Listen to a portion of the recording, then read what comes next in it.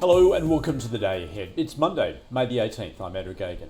Well, the local market is set to open marginally lower to begin the week, with ASX futures down almost 0.1%. It was risk off on Friday, with global equity markets falling while bond yields soared as renewed inflation fears and the prospect of higher interest rates tempered sentiment. Investors were also left underwhelmed by the summit between Presidents Trump and Xi, with still no end in sight for the war in the Middle East. On Wall Street, stocks retreated from AI-fueled record highs, yet the S&P 500 managed to achieve its seventh straight weekly gain, while the Nasdaq and the Dow fell on the week. Nvidia, AMD and Intel all fell sharply, with Nvidia due to report earnings later this week. Microsoft rose following the disclosure of a new position in the company taken by Bill Ackman's hedge fund Pershing Square. Medical device maker Dexcom surged on the appointment of two independent directors and a revamp of the board in collaboration with activist investor Elliott Investment. And Ford shares reversed sharply, having risen more than 20% over the previous two sessions on optimism over the car maker's energy storage business.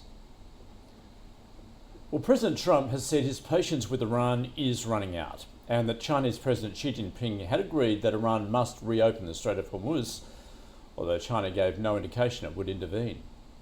The president's comments follow his two-day summit in Beijing, where the US leader said he's considering lifting sanctions on Chinese oil companies buying Iranian oil. Well, US factory production increased 0.6% last month, its largest increase in 14 months, driven by motor vehicles and demand for technology goods amid an AI spending boom. However, supply disruptions from the war with Iran are looming large, with suppliers hit by shortages of a wide range of goods, including fertilisers, aluminium and consumer products. US Treasury yields climbed to their highest level in a year on Friday as a spike in oil prices, inflation concerns and expectations for a stronger economy led investors to bet that interest rates are likely to rise. The US 2-year rising to 4.09%, the 10-year was up to 4.6%. Australian 3-year government bond yields rose to 4.76%, the 10-year at 5.14%.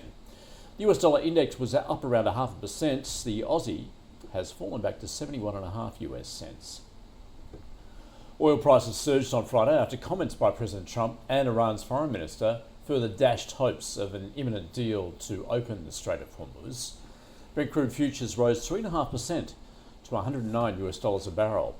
Gold came under pressure on higher bond yields and the prospect of higher interest rates. Spot gold down more than 2% to around $4,538 an ounce. Copper tumbled close to 5%. And iron ore was lower at $111 a tonne, and Bitcoin is trading at around 78,000 US dollars. In the week ahead locally, tomorrow we get NAB's April business survey, and RBA Deputy Sarah Hunter speaks following the release of the bank's minutes from its last meeting. Thursday we get jobs data for April. Overseas, today China reveals a raft of data including retail sales, industrial production and employment. Tuesday sees inflation data in Canada and first quarter economic growth in Japan. Wednesday, inflation data out of the UK and Eurozone. Thursday, UK GDP, and Friday, Japanese inflation data.